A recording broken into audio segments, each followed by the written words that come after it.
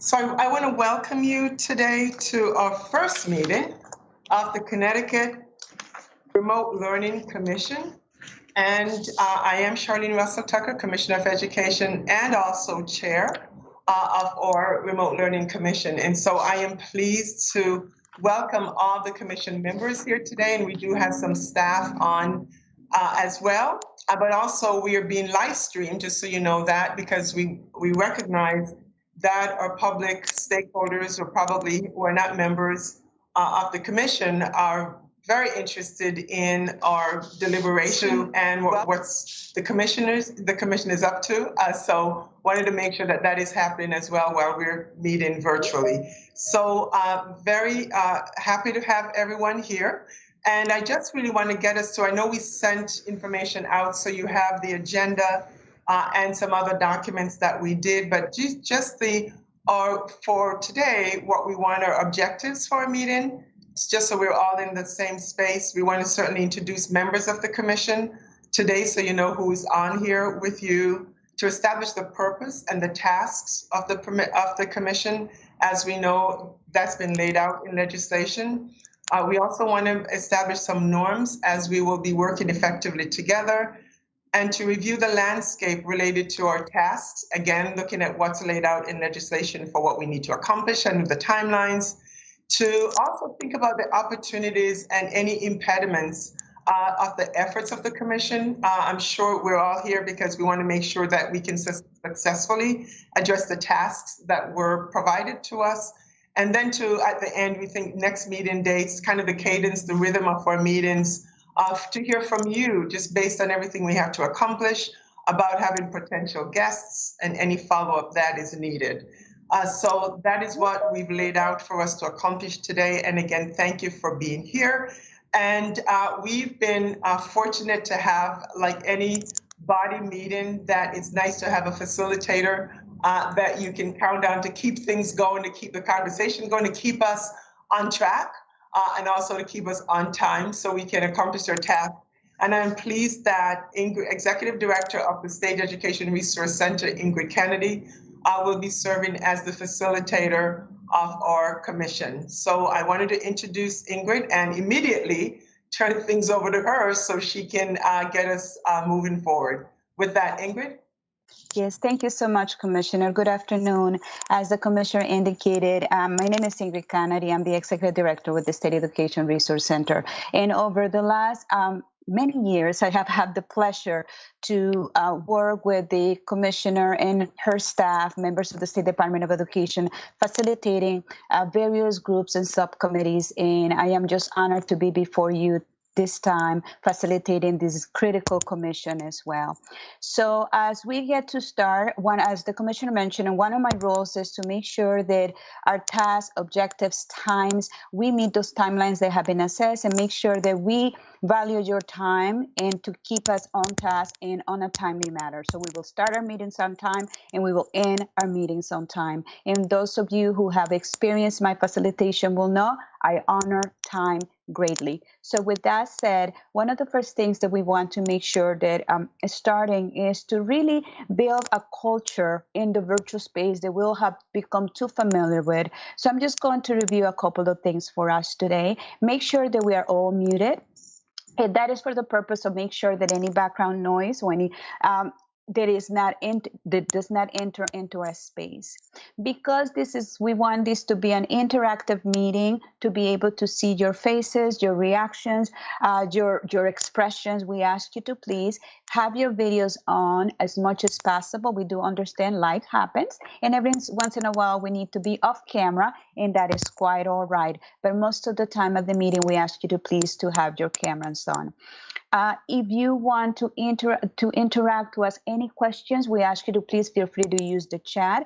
Members from the department will be monitoring the chat as well, and they might be putting some resources in there as questions come up and information that they would like to share and you would like to share as well. Also, if you want your perspective to be added to the conversation in the space, we ask you to use the raise hand feature within the team environment. And then in addition to that, to use the expression icons to let us know you're enjoying it, you're crying, you're celebrating, you are balloons, the whole thing, just to make sure that we are all present in the environment. So I hope that if there's any other ones that you would like to add to the conversation, please feel free to share. These are more of general norms for us to be in creating this culture in this virtual space. So with that said, we will move to the next piece. Leslie is going to be calling the roll call to ensure that all the members that have been appointed are here and that we hear from you. When your name is called, we will ask you to please just share your name, your role, and the organization that you represent. Leslie? Thank you, Ingrid. Okay, I will start off the roll call. Thank you. Lon Seidman? Yes, that's me. I'm here. Please send And do you want my role in organization also, or do you have that? I do not. You can do it. Sure. So I am a member of the Essex Board of Education and the Region 4 Board of Education, and I'm also on the CABE Board of Directors. Great. Thank you. Catherine Diaz? Catherine Diaz? Good afternoon. You can call me Kate, Kate Diaz. I am president of the Connecticut Education Association. Thank you. Dr. Charles Dume? Hi, good afternoon. Chip Dume, Executive Director at Cooperative Educational Services, representing the RESC Alliance. Francis Rabinowitz?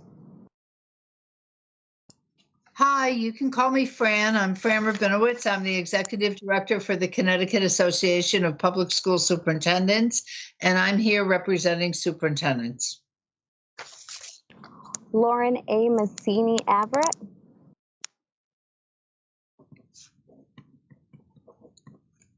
Lauren A. Mancini Everett? Yes, I was having trouble unmuting. Thank you. I am a social studies teacher at Maloney High School in Meriden, Connecticut, and I'm also president of the Meriden Federation of Teachers. And I kind of asked to be on this committee through AFT Connecticut because I am a teacher who did remote learning last year. So I bring that piece to it. Thank you. Doug Casey? Good afternoon, everyone. I'm Doug Casey. I serve as the Executive Director of the state's Commission for Educational Technology, which is charged with best practices for digital learning across schools, universities, and libraries.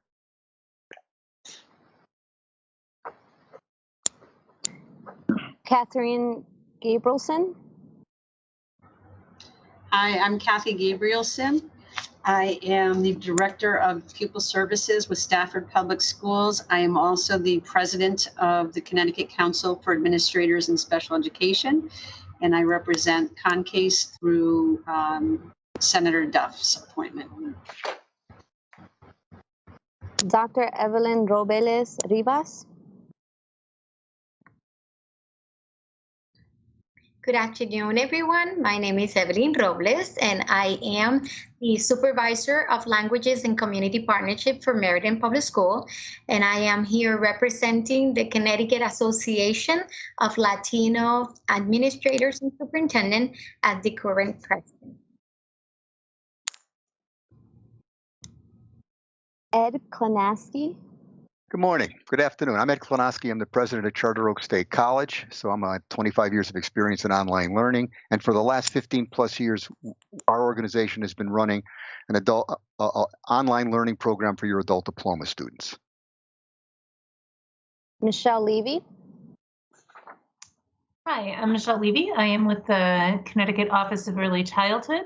And I have, as a part of my role related to standards, curriculum, and assessment work, I did guidance around remote learning for our youngest students in collaboration with SDE, and have also served on our gear work related to getting technology out to programs in support of remote learning and connections to families.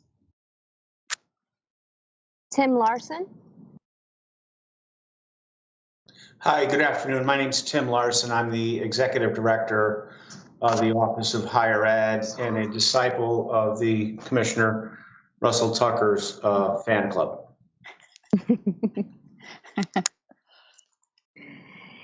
Karen DuBois Walton. Good afternoon. I'm Karen DuBois Walton. I'm a member of the Connecticut State Board of Education, and I am the president of Elm City Communities, the public housing authority in New Haven, with perspective around the challenges for low-income families navigating this environment. Amy Wiltsey. Good afternoon, everyone. My name is Amy Wiltsey, and I am the Director of Development for the Central Connecticut Coast YMCA. Our organization offered much support in the virtual learning world during our remote learning era, and I am here representing Stratford Board of Education, where I serve as Vice Chairwoman.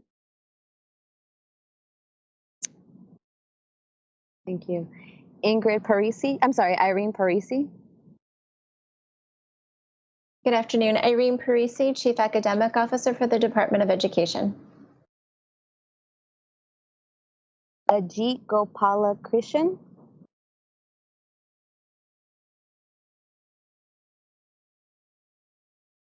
Ajit? Okay. I'm going to move on to the last two people. Ingrid Canary. Yes, thank you. Yeah, Ingrid Canary, facilitator of the group. Okay. And I do want to give a formal introduction to our Commissioner, Charlene M. Russell Tucker. She's also on the roll call. Thank you. And I think we're all set. So thank you. So commission members, Irene and Ajit, for some of you know, are staff in our commission. They have a lot to share with us, as you know. And so they'll be present. And I know that there may be other members of the staff who are on as well, because this is just such a critical area of work for the agency and for all of us. However, for the commission members, I still believe we've got a few members, a few appointments that have not yet come into us. However, we wanted to make sure the task that we have, which is great, is one that we get moving on sooner rather than later. And so this is recorded. So as we have the other, I think it's like 3 members, if I'm not mistaken, added to us, they won't be left behind, because they'll be able to have the recording that will that they'll be able to take a listen to. So I wanted to move next to our purpose and the tasks of the commission. And Ingrid, are we good, or you just for me to move on? Yes, all said, Commissioner. We can start with the purpose at this time. Okay, perfect. Thank you very much. And a lot of this is, we're not straying from what is in legislation, but this allows us to amplify and really level set for all of us. And it really is about, the commission is to coordinate, to research, and develop recommendations on the feasibility of creating a statewide remote learning school that will serve students in grades kindergarten through 12. So that is, the big plate that we have in front of us as a purpose. And then we also have different tasks, but maybe I'll just pause here and see if there's any questions just about the purpose of our group together.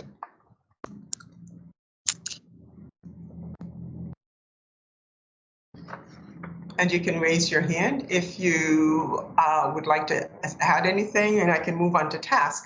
Maybe we can take it together, Ingrid. That sounds good, Commissioner. Also, I see there is a hand raised. Okay. Yeah, hi, it's Lon. I just had a question about, are we solely tasked with trying to figure out the feasibility of a remote learning school, or would we look at also alternatives to creating one that might serve an equal purpose?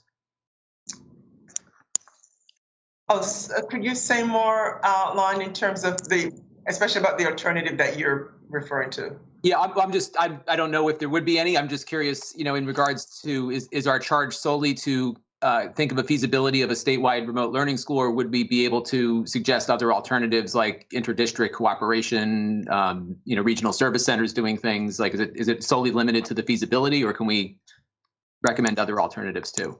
So a great question. And as a group, while we have the specific charge, as a group, if there are other maybe alternatives that we want to also add in the report that we're working on, that is certainly not out of the question. As long as we stay committed or true to the defined purpose. And I've seen those things happen, in reports like this before. Here's what you've charged us to do, but here's some other things that you may want to consider. And so, again, the commission can decide together how we want to, if we want to approach something like that option. Thank you for that question, Lon. Thank you for the response, Commissioner. Michelle Levy. Yes, I just wanted to ask that whenever possible, that we also consider preschool, whether it's part of a overall recommendation or whether we're just considering the transition from preschool to kindergarten, that is a part of our conversation. So Michelle, it's so interesting you say that, because as I was reading it, I said, this says kindergarten and not pre-K. So thank you for just making sure that voice is around our table as well. Thank you. Thank you, Michelle. I'm going to ask you, Irene, would you mind stop the share right now so as the questions come in, we can see our colleagues asking the questions. And then I have Doug has a question, and then Katie. Go ahead, Doug. Great, and hopefully you can all hear me okay. Yes, we do. Okay, super. No, I had just, in reference to the statute, the first part of the statute calls the commission to an analysis of the impact of remote learning. And I just seeking clarification. Is that something that the Department of Education will do and will weigh in on, or just sort of what the commission's involvement will be on that? So I appreciate your taking that question. Sure. And we will build, so we'll be doing this learning together around, so for example, the analysis, some of it, I'm sure we've got data on, but there may be other data to bear, Doug, that we may need to look at. So this will be joint work. Every perspective and voice is critical at the table. You'll learn later about kind of how we're going to make decisions around. And I'll go into the tasks in a few minutes where we talk about the analysis, but just know we're not coming in with any preconceived right now ideas of all of that should be. And so we have a chance to shape that together. Thank you, Commissioner. Kathy? Thank you. I'm going to echo Michelle's request for keeping preschool in mind, but I'm going to change preschool to students with disabilities, whether they be students with IEPs or 504 plans. Thank you. Thank you, Kathy. Tim? Yeah, thank you. I have one question. I've read the material. Are we developing this case for the Department of Education or for the legislative body?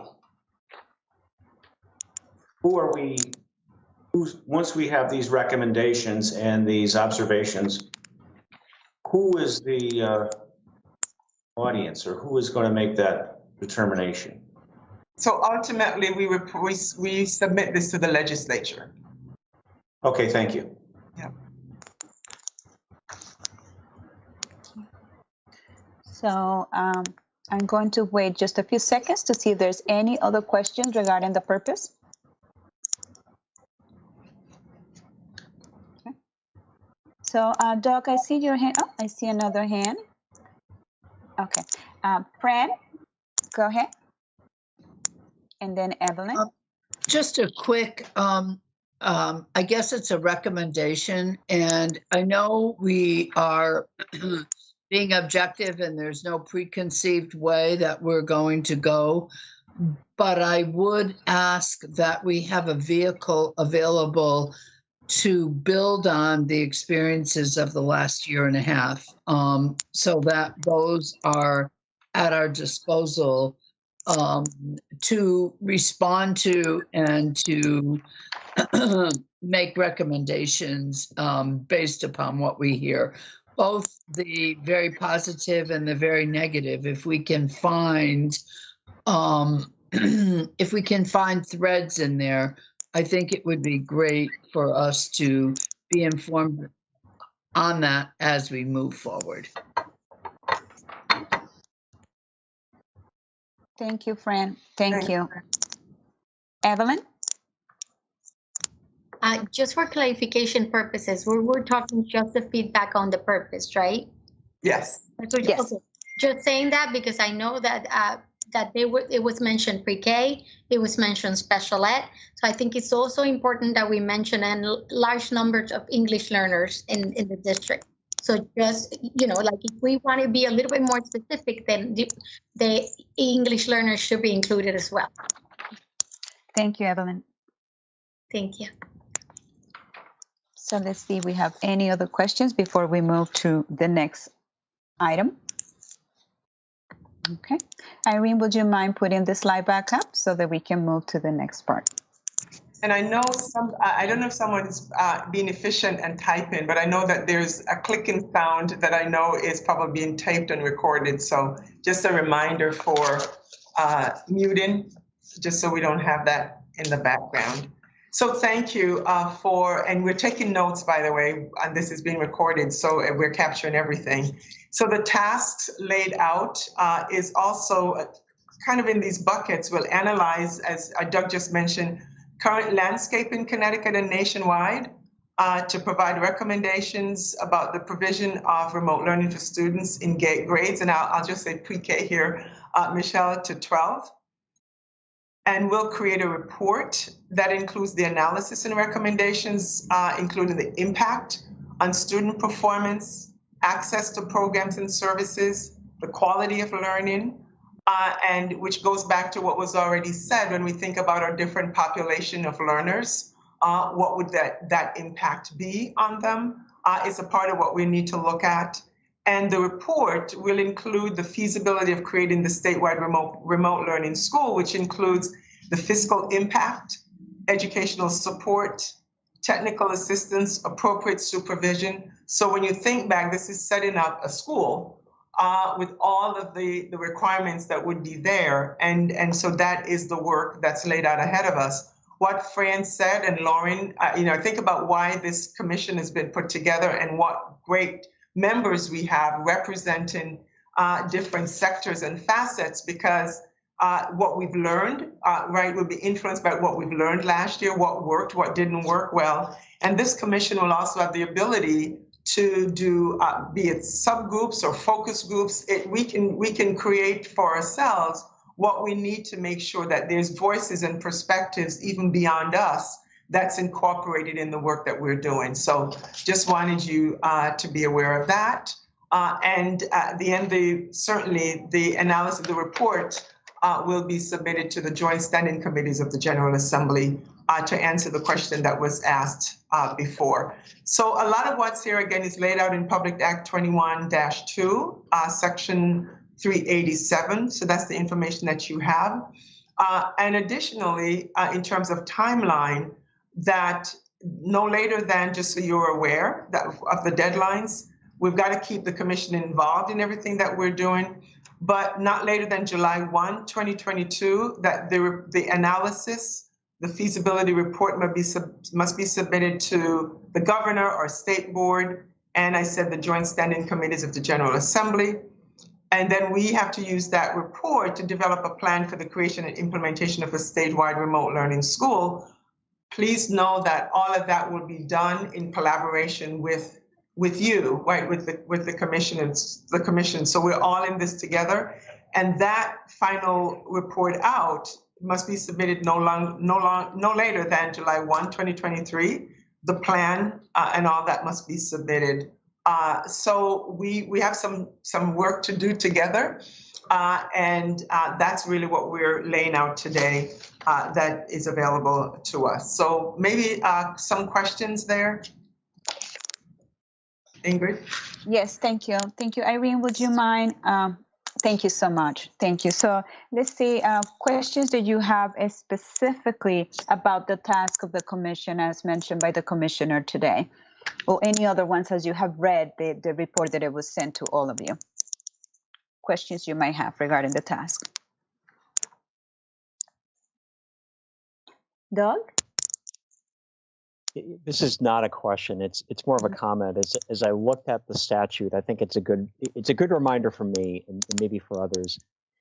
Remote learning, this is a very specific use case. It looks like a full-time remote school. And that's wonderful for the potential of equity of offering courses to students across the state that perhaps they wouldn't ordinarily have, or giving options. It's not very different, but it's different from just making good use of technology in schools. We've rolled out, thanks to Ajit's work and under the Department of Education's leadership, 142,000 computers last year, and tens of thousands of students are now online that weren't before. And so, we care about the effective use of technology for personalized learning and English language learners and all the other great applications in school and out of school. But in my mind, I have to remind myself, this is for a very specific use case, which is a full-time remote learning school and learning about what happened during the pandemic when we had full-time remote learning from those best practices, perhaps other best practices and models from other states to create potentially this full-time remote learning school. That's how I see it. So that's more of an observation than a question. So I'll just leave it at that, though. It helps me ground the research. Thank you, Doug. Yeah, thank you, Doug, for that perspective. I also wanted to mention, as we continue the facilitation for the task and the purpose of the commission, there is 4 items. And Commissioner, I don't know if you want to mention those 4 key items that that this task is going to be, the report is going to be including, to Doug's point regarding thinking bigger than just the experience. We need to think about the infrastructure. So that is an aspect as well. So those are the items, Commissioner, that included the fiscal impact. I know that you were going to mention those to the group. Would you mind? Right. So as I mentioned, the information that the report will need to address, or the analysis will also need to address the fiscal impact. Right. There is a cost. What does that look like as a part of the infrastructure? What does educational support look like? All right. When students are in this remote space, any TA that's necessary, and supervision. So again, it's like setting up the infrastructure for a school. And we know that other places have done this. So that's a part of the work that we will be doing, is taking a look at landscape analysis, not just here, but in other states as well. And we also know that we do have remote learning schools that State Department of Education administer in other states. And so we will have a chance as a commission together to be able to take a look. When we talked about, inviting folks in, we may be able to invite those folks in to a meeting so we can hear directly from them. It is, so we could be learning together as we're having to make some decisions for our report. And your voice, and if you are aware of who we could be bringing in as well, I think those are all the kinds of things we're asking you for as we're doing this work together. Thank you, Commissioner. Kathy? Just listening to all of this, my mind, of course, went to very specific issues related to special education, homelessness, DCF nexus orientation in a statewide school. And I don't know that anybody could answer this, but would we be looking to model those aspects of a statewide remote learning school after the Connecticut Technical High School system, and use that as a model for determination of responsibility for each of those different groups of students? Because with each of them, there's a significant fiscal impact and responsibility that we need to be cognizant of. So I'll say absolutely and yes to everything that you've said. Where do we have best practices or exemplary practices that we can call upon? But key here, and I think we will all be in agreement, that looking at the impact on a various population of students is critically important, as we've called some of those out already. And in a few minutes, when we hear from Ajit about what we've learned so far, really high level, about the impact, what the assessment that we administered this past year, I think you'll see maybe jumping off the page the different populations that we need to be paying attention to as to remote learning and its impact. So as you know, we will certainly be sharing some thoughts and ideas, but certainly making sure that you're able to share as well amongst all these things that we need to be working on. So I already recognize you're already thinking about some things that we need to be working on together. And as I said, we can decide that maybe small groups working on some of these things together just to be efficient in moving forward or bringing folks in. But that's really important. And I think, Irene, we from a process perspective, just so you can share, I think we're looking to do a RFP for some additional support, some additional capacity support.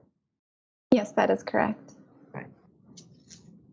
Because I know that you all have lots of other things that you're needing to work on as well.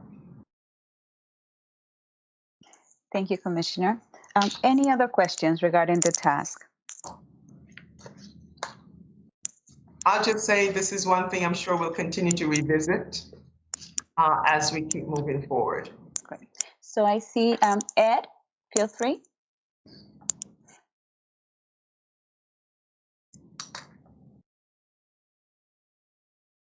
Ed, you have a question?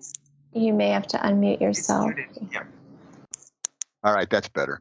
I had a phone ringing. I'm sorry. I want to test an assumption of mine before we go down this. So we're serving a lot of different kinds of students, English language learners, special ed students, et cetera. But my assumption is that this remote school will actually be remote. The students it's serving will remain in their districts.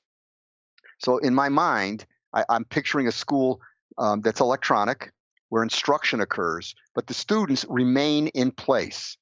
Am I on the right page with that, or am I wrong? So that's a great question as well, because this contemplates that the state education agency will run the school, right? You know, that at least that's one of the thinking around this. And so that's why the issue of the fiscal impact and all of that has to be really thought about. I can just mention one state that has this, those students no longer kind of belong to an individual district. They're in this new separate remote learning school run by the State Department of Education, by their State Department of Education. So that's one concept. Thank you. Thank you. Kate? Just to dovetail a little bit off of what Ed's question was, will we be addressing, I don't know how nitty gritty, I guess, is what my question really is. Will we be talking about that in terms of the setup? Will we be talking about students' ability to transition in and out of this? Like, are those within the parameters of establishing what the program looks like? Or are we really kind of focusing on a thumbs up or thumbs down on the idea? So I guess for me, the question is how far in the weeds we get with answering these types of programmatic questions, because what Ed is speaking to really also speaks to education funding impact, right? So if we're moving students out of districts, that impacts the ECS formula. There's a lot of impact to that statement. But I also think from a practical capacity, and I'm sure that Lauren can kind of echo this, is there's a very practical thing about transitioning students in and out of these types of programs. So I just don't, are we going to get into some of those, or do those become policy things down the road? So, Kate, the way I would answer that, and as you know, I'm taking nothing off the table right now as we're getting started, but when I look at the task of the department, we'll use the Commission's report to develop a plan for the creation. I believe it has to be very comprehensive, right? But that we're going to have to go into, we can't leave to chance some of those very specific things that we're talking about, because we're going to have to almost explore pros, cons, what does all that look like? in this particular creation and implementation. One of the things, not in this space that we talk about here, but for me specifically, that you've got to talk about policy implementation while you're doing your development. Because if not, there's a nice quote that said there's no way to implement a bad policy, a good way to implement a bad policy, right? So it is so important for us to be thinking about what does implementation look like with all of those questions that you're asking. And so I'm sure as we go forward, we'll try to kind of rein in it specifically what we're going to be working on. But I really do believe none of those are off the table as we're thinking about what this looks like for implementation. We may go down a particular path and decide maybe that's not something we need to address, but I think we've got to explore it all if we're going to really do a good job in making sure that when we pass a report on, that we're comfortable that we've done all of the work necessary to say if it's going to be funded and implemented, that it will be done in the best interest of everyone that's a part of this ecosystem, and particularly our students.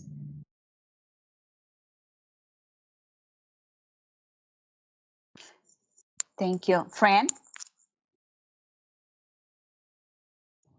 I'm actually very pleased that it will be comprehensive and that we will explore and that at times we will get in the weeds.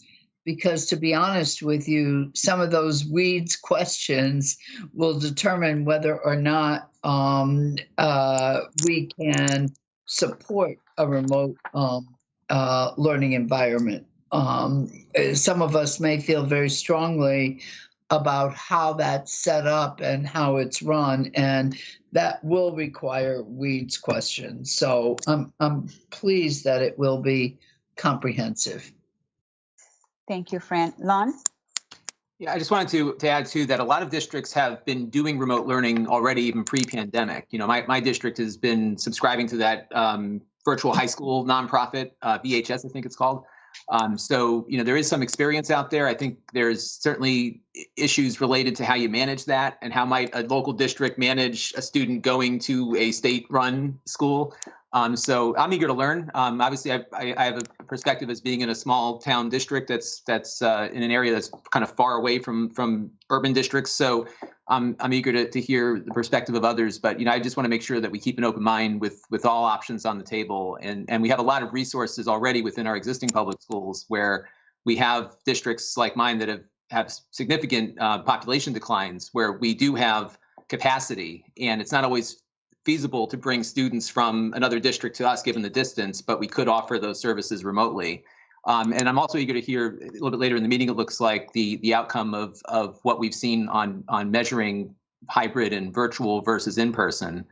One thing that I'm sure we've all experienced, you know, the department has a report, which I'm guessing what we'll see next, is that, you know, there's a significant difference in student achievement when students are not in the classroom, especially on the pre-K and elementary side of things. So, you know, I think we should all just be, technology's great, but I think in some areas it may not be so great, and hopefully we can see what works and what doesn't. Thank you, Lon. Thank you for that. Ed, just a quick question. I see your hand up. Was that from the previous question did you ask? I just want to double check. Yes, I'm all good. Thank you. Okay, perfect. Thank you. Thank you.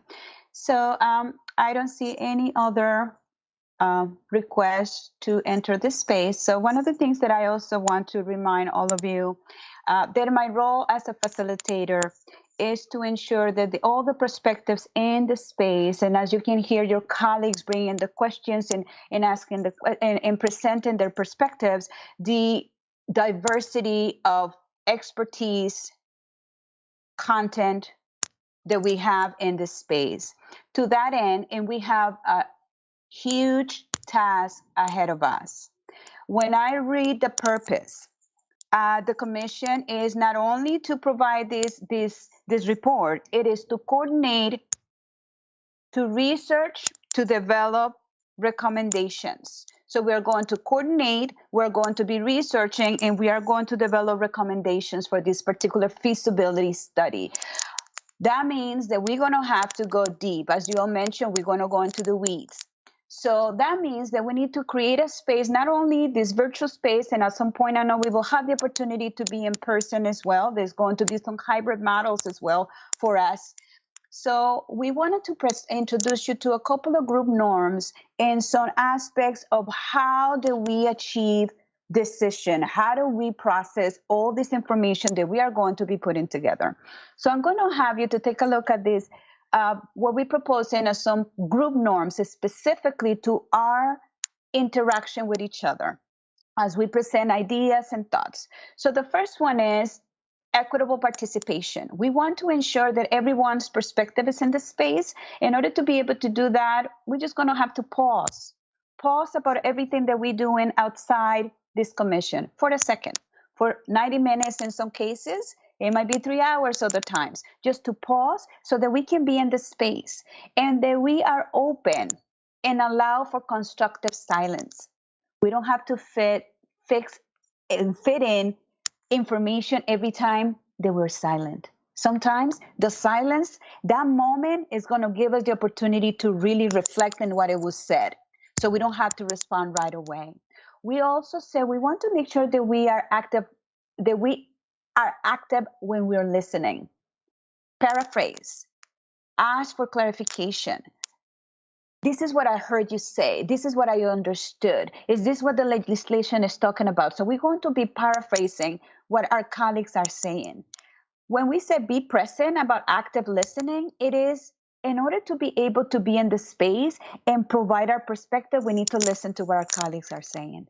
So be present. We understand everybody is incredibly busy, so we will make sure to keep you on time, in and out. But we want to make sure that you're here with us. This one is incredibly important because of who we are we going to become as a group and as a commission. We need to respect each other's perspectives and the perspectives of those ones who are not in the space, because many of us are going to bring them in. The students, we heard it today. We already advocated for students with disabilities, English learners. We already advocated for preschool. We are already in this space of doing. So let's make sure that through that, we assume positive intentions. Each one of our agendas need to be in the space, and we all come with it. The reason that you were appointed to this commission is because we have an agenda, and we have the right to have it. And let's put it in the space. And we are going to take an inquiry stance, meaning let's ask questions. Let's be critical about everything that has been put in the space. The questions that you already generated for us, for the commissioner. How nitty-gritty do we need to go? Do we have to go big? Do we have to go small? And one of the things that we heard from the commissioner, she wants it all. Meaning, we want all perspectives in the space, because the role of this commission is to really unearth every single thing we can to present information, so those ones who are going to make the final decision are fully informed based on what we have put together. So we are presenting you with these group norms, and at this time, all of you who have heard me facilitate in the past, you know that I always have to be inclusive. The fact that we are in this virtual space, we put it before you, but what else can we add to the group norms? What's missing? What clarification did you need what we have presented for you? So let me hear some of your perspectives right now and some of your reactions to these norms.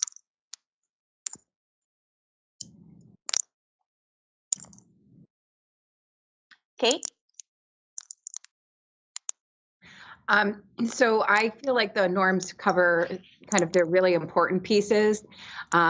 But I think the thing that I appreciate the most on the norms is the approach that we want to make, kind of assume everybody's positive intent, and that we're all in here to solve a problem together and to create a space that we're bringing all these different perspectives, but that everybody's intent is a positive one. Because I think that there will be spaces where we won't agree, and we will think things differently, and we will see things through different lenses. But to appreciate that everyone brings to this space their lens, but from a positive outlook, I think is a really powerful tool to being able to really create something that generates a change that we can all kind of come together over. So I appreciate that. Thank you so much, Kate, for that perspective. Thank you. Others? Is there anything that you would like to add? to those norms to present to the group? This is Karen. I appreciate the norms. I'd like to also ask, how do we anticipate decisions being made? Wonderful question, Karen. Thank you so much. That's the next piece that we are going to discuss. Right there. Look at you. Right on cue. Right on cue, the decision-making process. I'm going to give you just a few minutes so you can read what is before you.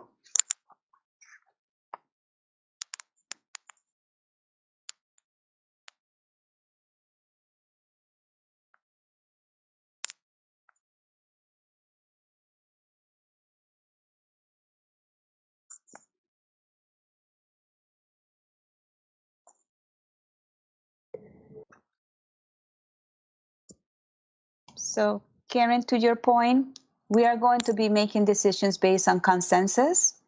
We are going to ensure that the guiding principles of consensus is felt by every single member from the group. That you feel that your voice have been heard. That you understand what is presented, what is put before you. And that when we make that decision, the group has decided and we are all supporting that decision, which is going to bring us to the next slide. Great. So I think your rule gets at it with the pause and that kind of thing, but I think it's an important rule to share the mic, to make sure to make space, to be mindful of how much floor space, airtime each of us is taking up, and to yield the mic, to seek to hear the voices that may take longer to process, may be more hesitant to unmute right away. Thank you for that suggestion, Karen. So what I hear you say is that ensure that the perspectives are here, provide enough time. When we're thinking about time, yield the space, yield time, because we are going to be together for, in some cases, 90 minutes. 90 minutes fly by in the virtual space. Look at this, it's already 1:48. We have a brief amount of time together. So we want to make sure that we keep that in mind. So yield space so that we can monitor how much we're using in the space. And I will do my role as well. When I say, okay, we will need to move on, or I will ask you, please yield the floor to someone else at this time from your perspective. I will ask for your permission to do that as well. So when we're talking about the gradients of agreement, so there is a complete endorsement. We all love it. We're really excited about what is about to happen. Yes, let's move forward. But then some of us might support it with minor reservations. I feel like this. Some of us say, you know what? I would like to make the decision, but I definitely need more information. And we ask for it. This is the opportunity. We need our voices and our perspectives to be heard. And then there's a point and say, you know, we have gone at this for a long time. You gave me more information. I still don't feel comfortable, but you know what? I will support it. And that we might get to that point. You might get to the point in which you ask for the information. We give you research. Everything is out there. And you still, you know what? I don't feel like I can stand behind it, but I will support it because the group in general is getting to that point.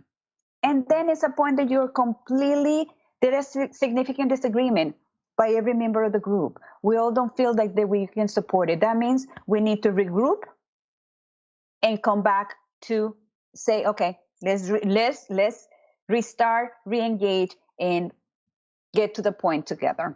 So these are what we're looking for. We always want complete endorsement, from the very beginning. But the reality is multiple perspectives, multi-entry points, those agenda items that we have in mind that we want to accomplish, we're always not going to be in complete endorsement. So let's hold each other accountable to how we move so that we can reach consensus. My role and my colleagues will be also to say, okay, we're not reaching consensus. Let's regroup. Let's see where we are and what do we need to do in order to be able to complete endorse it, or what is the new idea that we need to put forward. So let me pause here and see how we feel about how we reach consensus and how do we hold each other to those gradients of agreement.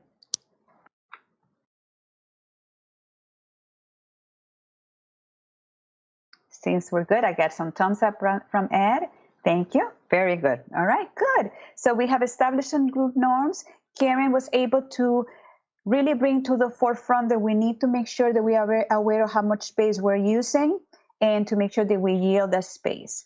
So we will move to the next step because I had already used too much space and I'm going to yield the space right now to the next item on the agenda.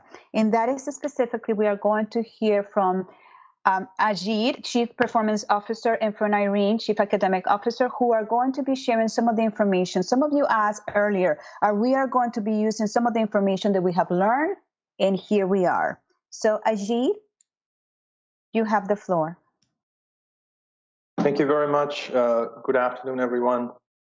I'm happy to have this opportunity to share with you some of the results we have at the high level from our state assessments this past spring. As you may know, 18-19 was the last year that we actually conducted our state assessment prior to this most recent one. We did not administer the assessment in 19-20. Due to the pandemic, the federal government pretty much granted all states waivers to not administer the assessment. But in 2021, we committed to administering the assessment, not to hold schools and districts accountable in a formal sense through our accountability system, but to learn from the pandemic and see how our students progress through the pandemic and what might be the impact of the pandemic on student learning. In addition to having the assessment results, one of the things that Connecticut did was also collect attendance information from our students throughout the year, from our districts throughout the year about our students. We got to learn how many days students attended in person and how many days students attended remotely.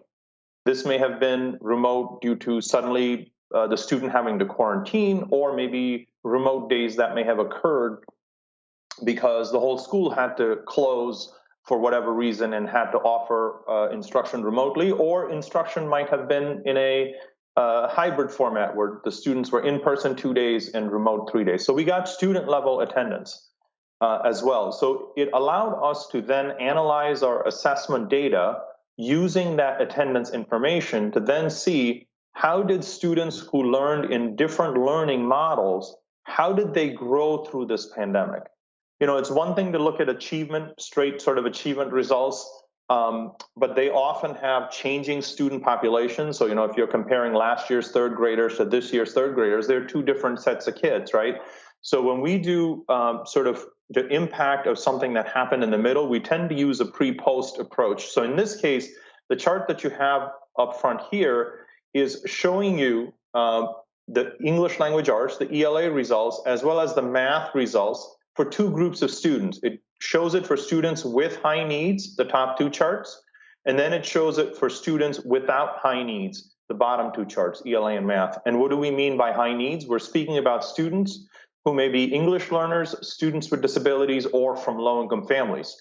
If they meet any one of those three criteria, then we consider them a student with high needs. And what we did is we looked at students in grades 5 through 8, and we looked to see what was their achievement prior to the pandemic. Same group of students, matched students from 3rd grade to 5th grade, or 4th grade to 6th grade, 5th grade to 7th grade, and 6th grade to 8th grade. So we looked at their achievement in 2019, and then we looked at their achievement in 2021.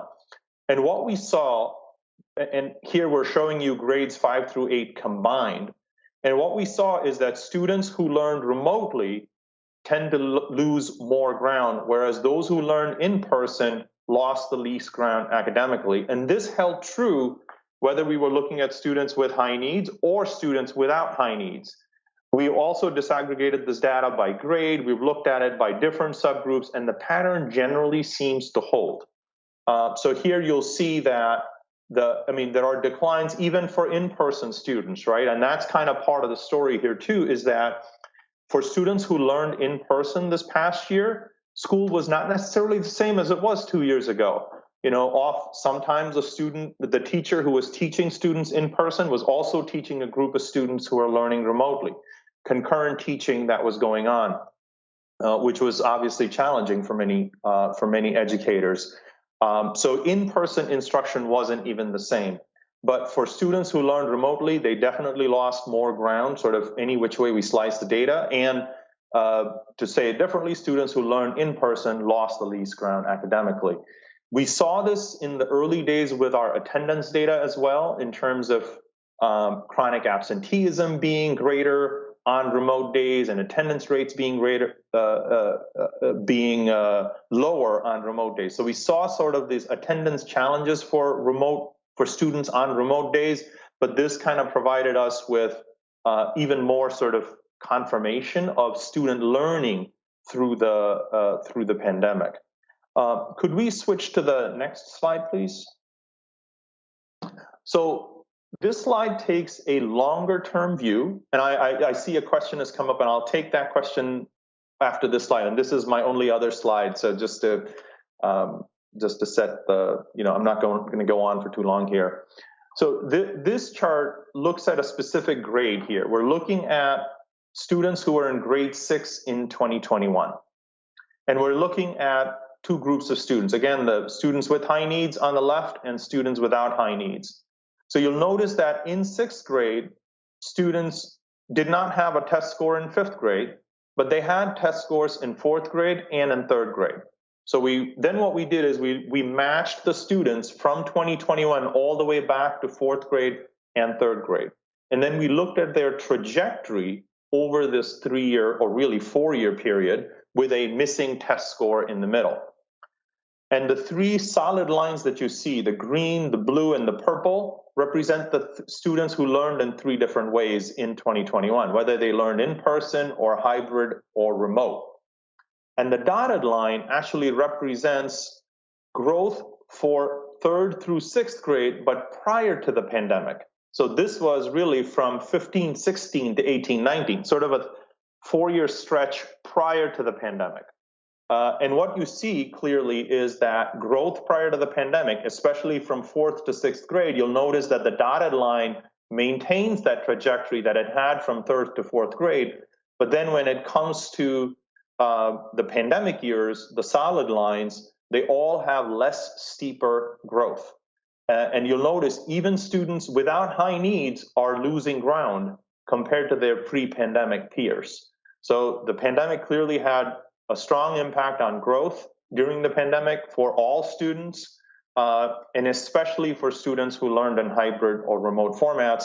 And when you see those orange, those purple and blue lines kind of going flat or even going downward, that is basically giving you that trajectory of growth through the pandemic. So Irene, did you want to jump in before I took questions, or is it okay if I take a couple of questions now? I think let me just round this portion out, and then we can open it up and for questions and comments. Perfect. So I wanted to underscore what you were saying, Ajit, that and many people already have highlighted from being in person or remote, school was not the same. And specifically for ELA and mathematics, I think it's important to recognize the different shifts that also happened in that physical learning space. We know to mitigate or to implement those mitigating strategies, the idea of small group instruction looked very different. So being able to pull learners based on what the teacher knows about those needs, they may not have been able to pull into these to the kidney table or to those other reading group tables, or even just small group math moments where they can target the need of those learners. But much bigger in that instructional space, the teacher might be teaching, as you said, concurrently, right? So they were attached to their device and teaching through their smartboard, but also at the computer to ensure those students connecting from a remote location felt engaged and that they were bringing them together as part of the group. That's a lot to navigate in that instructional space. The social experiences were very different. We saw them live and in action where, same idea, teachers were trying to connect to students from home and students in the classroom in person to be in Zoom rooms or in Google Meets so that they can still have those social experiences, but it's no substitute.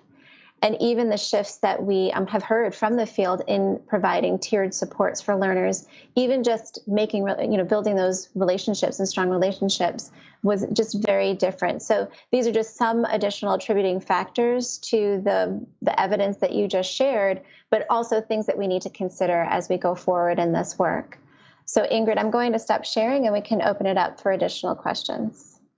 And thanks, Irene. Just one last comment too is I think you may have noticed in the charts that the impact on mathematics was substantially greater than the impact in English language arts. I think it was on the slide, but I think it's definitely worth mentioning. And maybe we can drop in the chat, Irene, maybe the link if you've not already done it, because Ajit is always thinking about the full report. Because as you know, as we tend to do here, we do, Ajit does a lot with the data, and so it's broken down by race. And also, we didn't show these slides, but you can see how different populations of students have done when you look beyond the data here as well. So the report is one that I think will be helpful, which Ajit, I think, just put in in the chat, so that is available there. And this is just a little bit of, I'm sure that we'll probably need to go back to this in additional meetings, but this is just kind of a teaser of what we already know, and that we will be helping to uncover even in a greater detail. All right. I just want to clarify, this is the same report that was sent in the email and the invite, so I don't want you to think it's a different report, but it is another way to access it. Perfect. Thank you. Thank you. Thank you so much for that information, Ajit and Irene. So I have a couple of questions. So I have Kathy, then Kate, and then Michelle. So Kathy?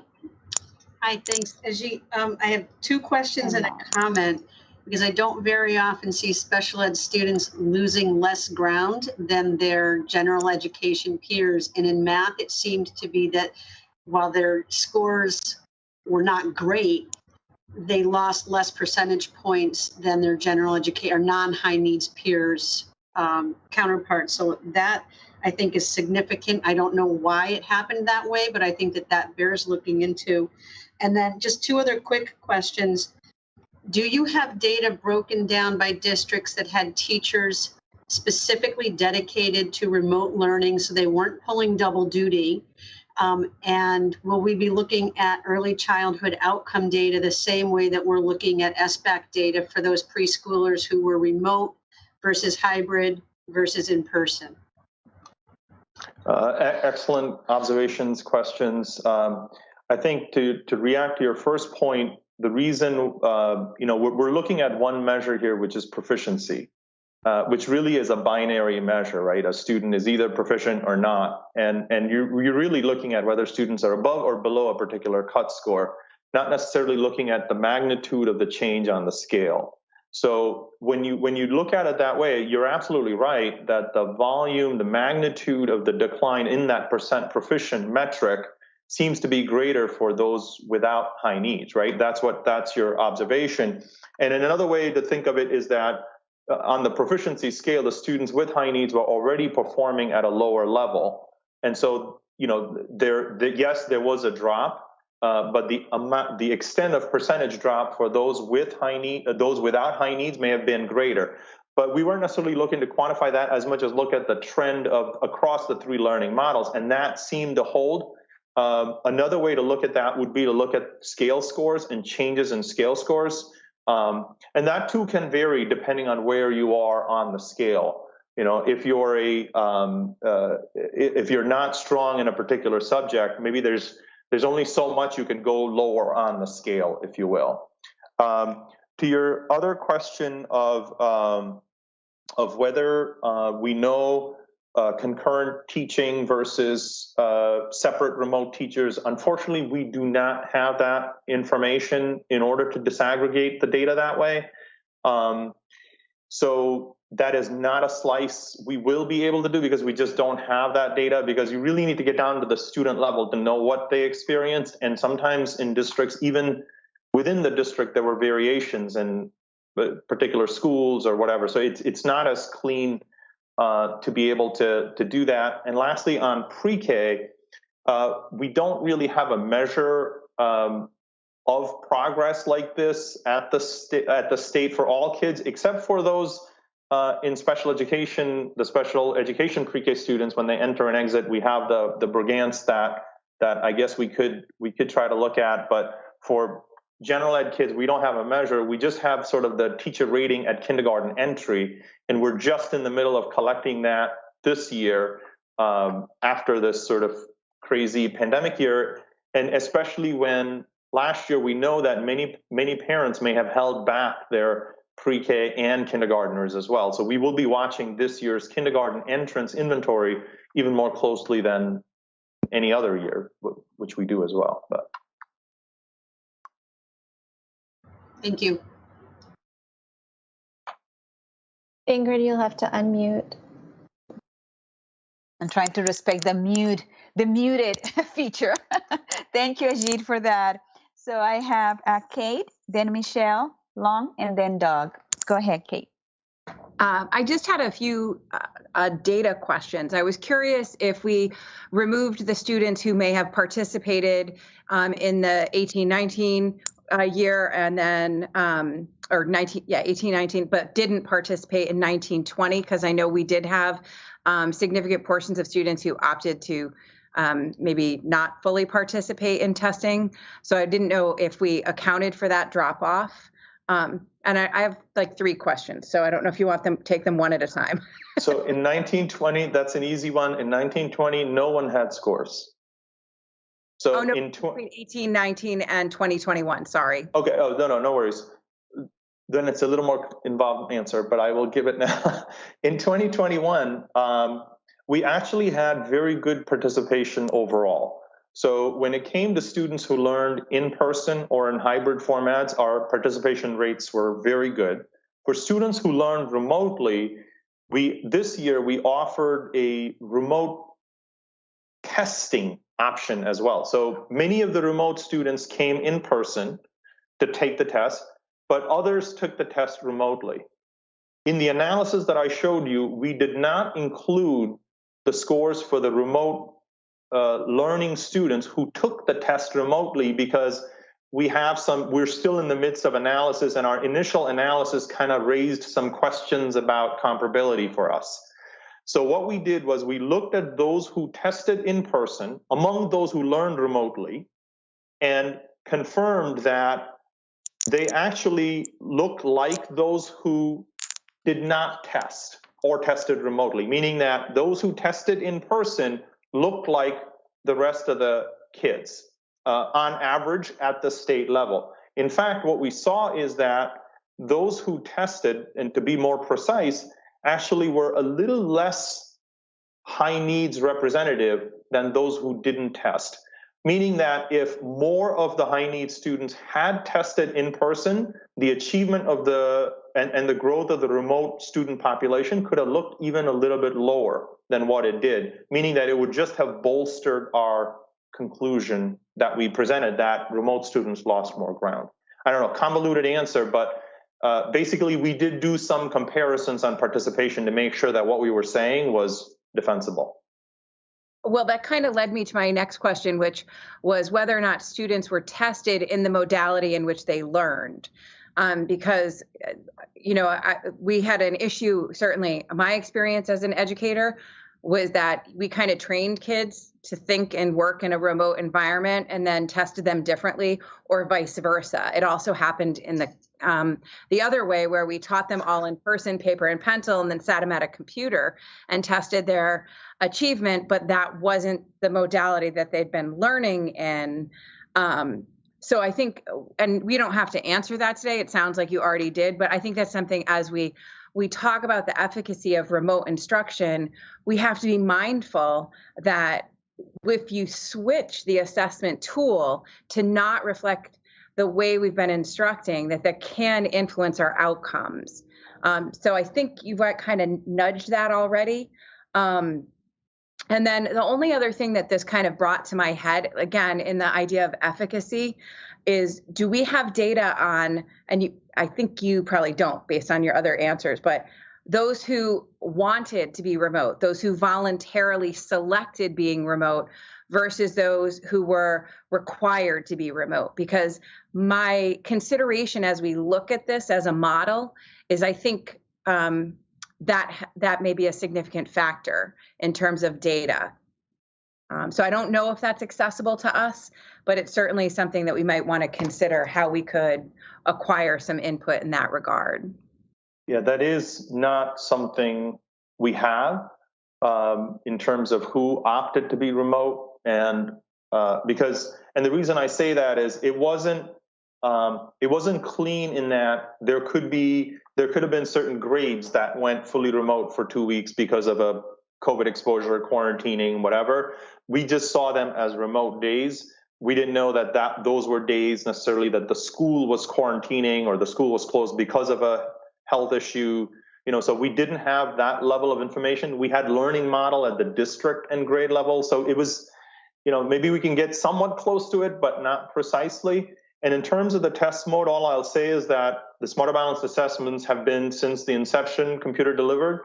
And so they were computer delivered whether you were taking the test in person or whether you were learning in person or learning remotely. The tests were always administered on the computer. Thank you, Ajit. Thank you. Michelle? Well, Kathy asked a couple of the questions I was going to ask that came out around the KEA data and the ECHO data. Just another additional comment is in some of the SPP APR stakeholder meetings, there was some discussion about decrease in high school dropout and an increase in graduation rates. So just other, data that might be helpful to this group to consider to look at some of those rates over the last couple years as well. Thank you, Michelle. Lon? Hi, Ajit. How you doing? I'm right over in the next town from you. Yes. So it's good seeing you virtually. Do we have an idea when we look at comparing remote to in-person, what kind of remote they got? Because I know some districts were in hybrid with asynchronous, others were doing synchronous learning. Is there any way to flesh that out? Did I miss that? No, you didn't miss that. I did not mention the definition of in-person, hybrid, and remote. That is based on the degree of in-person days of membership. So, for example, students who had more than 75% of their days in person, we called them in person. If they were between 25 and 75%, we called them hybrid. And if they were less than 25%, they were the remote bucket. But we don't know the nature of the hybrid remote instruction, whether it was synchronous, asynchronous. I'm not sure if this was mentioned already, but I'll just mention it. We have a new partnership that's been set up, a research partnership called the Connecticut COVID-19 Education Research Collaborative that's bringing together public and private higher education institutions around the state. And one of the statutorily required audits of remote learning is going to be conducted by a group of those faculty members across public-private institutions. And they may be doing some added data collection to probe into some of these kinds of things, like the model of instruction, and maybe how was the remote. I think there was a prior question about how remote instruction was offered, whether it was through a separate dedicated teacher or whether it was concurrent teaching. They may be able to get into a couple more of those and then triangulate the assessment data that I've shared with you through those additional lenses to get maybe more insight. But at this point, we don't have the data, but that may be coming through through the research collaborative. Great, yeah, because that'd be helpful. Because I know just anecdotally, I've been comparing with other parents and other board members across the state, and it was all over the place because all of us local boards had negotiated separate MOUs with our local bargaining units to figure out how to best implement it. And I know that we had a synchronous learning model in Region 4 last year. The prior year, when we were abruptly, just leaving the building, we were asynchronous, and I know synchronous was much better when we had hybrids and quarantines, at least for my kids, than it was when it was asynchronous. But it would be good to try to figure that out. And I guess the sampling is going to be really hard to get a good read on, understandably. But I think it would help this group. And I know there was some mention of social and emotional. Obviously that was, I think, the biggest impact of going back in from a positive standpoint. Was that the social and emotional climate in the building was significantly better, obviously, when everybody was back. even with all the restrictions. So I know that it's hard to measure that, and I know it was mentioned in the slides, but how do we measure that, especially in the course of what we're trying to do here? That's a question too. Yeah, I mean, the closest we come is attendance. It's a measure of student participation. It doesn't talk about the mental well-being or the health, the emotional health of a child. And like you, I am thrilled that all three of my kids are back in person, just way healthier, just personally, just seeing them, 2 in high school, 1 in college. But in terms of the other sort of newer system, I don't know if the commissioner already spoke to the DESA, Commissioner. No, go ahead, Ajit. Okay, we've engaged in a partnership with Aperture Inc. to provide the DESA. It's the Devereaux screening tool for social, emotional health, well-being. 2 districts. It's optional. It's not required. And this is the first semester that districts are implementing that screener. Not all districts, I believe it's about 30 odd districts are implementing that screener, but we don't have any comparison information, so it's kind of it will be a new baseline for those districts. So it's not even going to provide a statewide baseline. It'll provide kind of for those districts, but that's the only real measure that we will have. We are in discussions with the vendor to sort of figure out how, as an agency and as a state, we can learn from it. Thank you. And just throw one more thing out there. This is more of a comment. I think we should be looking at, as we're moving forward here, we have very clear data that shows us that the fully remote model here is not as effective as the in-person model. And I don't know if it's a good use of our time to spend months looking at trying to build a full in remote school if our data is telling us at the beginning of this process that the full in all remote school may not be the best option. I don't want to have a debate about it now. I just want to put that out there, just from the standpoint of respecting time and trying to find the best impact for taxpayers locally. I just feel like going into this, every signal says kids are better in person. If we can supplement that in-person learning with remote, maybe that's something to look at. But is it a good policy to approach something that we know right at the outset here may not be the best outcome for kids? Thank you so much for that perspective. And one of the pieces about the legislation, remember, is us to provide the research, also to provide some recommendations. So we want to ensure that whatever decision is going to be made is going to be an informed decision. So starting right now with some of what we know so far, the reality, and then continue to gather information and data from our colleagues at the department. But amazing point you have made is like, how do we ensure that we're looking at all these pieces and consider as well? So I am going to thank you for that, Lon. I want to make sure that I'm conscious about our time. It's 2:19 and we're supposed to be together into 2:30. And I tell you, one of the things that I honor is your time. So I know that Doug had his hand up previously. Doug, did you still have a question that you need to make about this particular content? Yeah, and I'll be brief. And I actually think it's a really good segue with what Lon was bringing, which is important. As context, huge commendations to my colleagues, Ajit, for the masterful pulling together of the data. I would just remind us, though, please, we shouldn't be looking at what happened over half as a benchmark or best practices. There were large inconsistencies in teacher supports, teacher preparation, what might have been going on at home. I don't think a single teacher in Connecticut would have argued that they were completely prepared for full-on remote learning. So if we're considering a state remote learning school, I would say the hopeful part of this is we would be designing it with proper supports and wraparounds and designed from the ground up to be a best-in-class operation with those proper supports. So I think this data is incredibly important to be looking at, especially for the subgroups. But I also think let's not look at this as the best that's possible. Let's look at this as contextually what was going on at the time. That's all. And Doug, thank you for that perspective as well. Thank you. Appreciate it.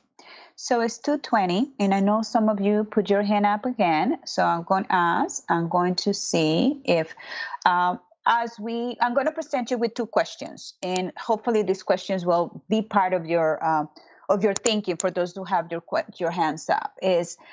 We're talking about opportunities and impediments, and we've already started some of the conversation. So what I would like to start is, what resources can we leverage to establish our success as a commission? And I already heard Doug mention data, information, and the benchmarks. What are we using? And the other one is, what impediments should we consider as we forge ahead? So what resources can we leverage to establish our success as a commission? And what impediments should we consider as we forge ahead? And here, this is to Lon's point. So this is something to think about, impediments. What should we be addressing directly? So Irene, we can put the slide down so that we can hear from those ones who have their hands up. And if you can actually ask the questions or your points, thinking about those two questions in mind. Okay, so I know, Kathy, you had your hand up, and then I have also Michelle, and then Fran. And Lon, you have your hand up again? Okay. So thank you, Ingrid. I want to thank Doug for reading my mind. I was going to say very similar things to what Doug Casey shared. But in terms of your questions, I think there's a lot that we can learn from agencies who embark on telehealth practice in delivering things like speech and language therapy, occupational therapy, and counseling that actually use formal platforms to deliver lessons and materials and assessments to students on a consistent basis, and have been for over a decade now, utilizing that practice. In terms of impediments, I think we have to look at exactly what Doug was saying in terms of looking at the data we have now as how were teachers actually prepared to deliver remote instruction, and were they actually prepared to do it, or was it an effect of the COVID outbreak and the emergency crisis that we found ourselves in? So how can we take those impediments and turn them into strengths for districts and say, how do we improve from where we started, right? Thank you, Kathy. Michelle?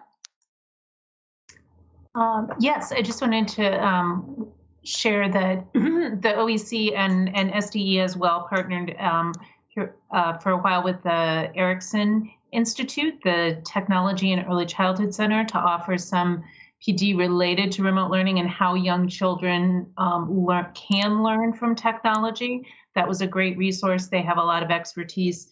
The other thing was just around the data. I wonder if there is any data related to particular populations of children or characteristics of students who may have done well under remote learning. It may be that this remote learning school is particularly effective for some populations of students, or students who share some certain characteristics. Students with, emotional difficulties, social emotional challenges that may make the school environment more challenging, for example. But I'm wondering if the data can be looked at kind of in that other way. Thank you, Michelle. Kate? So it was interesting as we were looking at and processing this data, it struck me how little we actually know from it. And that we may, in fact, in order to get to the roots of what is valuable and meaningful and workable, we may need to reach out and survey again. I know anecdotally where I taught last year, both in person, hybrid, and remote. So I know anecdotally what I feel, but I would be curious to kind of reach back out. I don't think standardized testing is going to tell the story. I think that realistically, we may have to figure out what questions we need to ask of educators, what questions we need to ask of school counselors, what questions we need to ask from administrators about the process itself and what would facilitate learning. And I agree with the idea that there were pockets of great success where things worked very, very well, and standardized testing won't kind of get that to the good stuff. So as we kind of ponder what data we really need, that to me is an impediment that we can overcome. but we have to really think, what is the information that would allow us to make an informed decision, and who holds that information? Because I think a lot of that SEL question is actually answered by boots on the ground, and with the people who are dealing with kids every single day. And there may be record keeping at the local level that does give us insight into student mindset and stability. And, are there programs that suddenly had to be invented for kids? Do we have more tier 2 instruction going on than had to go on in previous years? So there are ways to get where we want to go. But I think, I'm a high school math and statistics teacher, so I love data. I mean, I really do. But I am sitting here kind of amazed that we really actually need other data. And I think it's available, but I do think we'll have to ask for it. Thank you for that perspective, Kate. And I'm actually monitoring also the chat, and Lon is making the same point that you're making regarding why don't we pull out data from other schools in other states that are doing this full time. So, and then a member from our group also mentioned how a member from this group also has been doing this for a long time. That's the beauty of the collective, of how to come together and develop something in a collaborative nature with the resources. That's the leveraging of their own resources to be able to aim for success. So, wow, it's 2:27. And this was the inaugural meeting. I feel that we've been meeting for a couple of months already. It's just like, wow, your questions, everything is amazing. So thank you so much. So what I'm going to do, Irene, if you don't mind, we are going to go through a couple of technical aspects of our time together. First of all, please hold October 18 as the next meeting. Due to the magnitude of the work that we are going to be doing together, we are going to aim to be meeting at least at the beginning twice a month. So please put this day in your calendar, save the date. We will let you know about the location. And then you will be receiving information from our amazing colleagues at the department regarding what you should be reading before the meeting. The next slide, Irene, please. And if you have any questions, please feel free to contact Irene or Leslie. Here is their contact information, and we're going to be making this PowerPoint available to all of you so that you have the information. So in honor of your time, in honor of the fact that we are doing this together, I am going to now turn it over to Commissioner Russell Tucker so that she can bring closing remarks and a couple of other items that she wants to remind us about. Thank you, Commissioner. Thank you, Ingrid. I'm just going to, I think Fran had her hand up at one point and was at the end of maybe the third person when you were doing that. Fran, do you still, I give you a minute. I did have my hand up. One comment was, I'm thrilled to have the Connecticut data, but I'm very anxious to have data outside of Connecticut from schools that have been operating for a while. I know that last week, some legislators visited a Massachusetts virtual school. I was supposed to attend with them, but was unable to. But I know that the staff who runs that virtual school was willing to come to Connecticut to present. So perhaps we can speak with them. I'm not suggesting that, you may or may not decide to have them present, but at least we could get some information from them. And they've been running this virtual school prior to COVID. Do you know what I mean? So I'd like to see that data as well. Perfect. Thank you. Thank you, Paul. And I'm going to echo Ingrid's point, like this is just our first meeting. And so thank you very much. The task we have ahead of us, but with this group, I know we can get it done.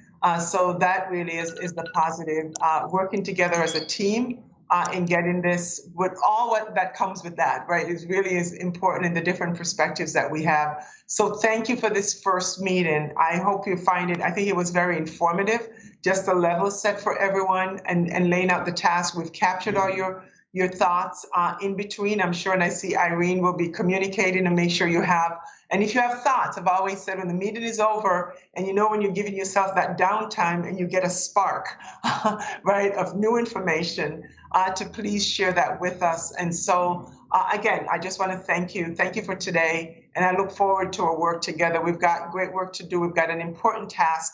And for those who are watching live stream, I know that our stakeholders are paying close attention to the work that we're doing here. And so, again, thank you. And we look forward to seeing you next time.